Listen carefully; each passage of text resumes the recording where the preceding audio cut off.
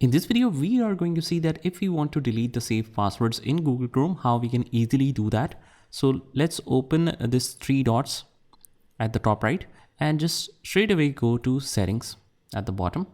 Once we are in here, you see this second option, autofill and passwords. So go ahead and click on that. And all of the passwords are saved basically in Google Password Manager. So let's click on there. And here it will show you all the saved passwords. Let's say for Amazon.com, I'll just click here. So let's say I want to remove this one. As soon as we click on that, it will ask for the confirmation if you know the Windows password. If you do, right there, and this is the username, this is the password. Let's delete this. And similarly, you can delete every single password.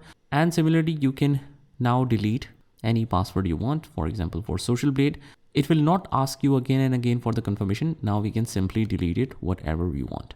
So pretty straightforward process here, guys. I hope you found this video helpful. And if you did, hit the like button and subscribe to our channel, and I will see you in the next one.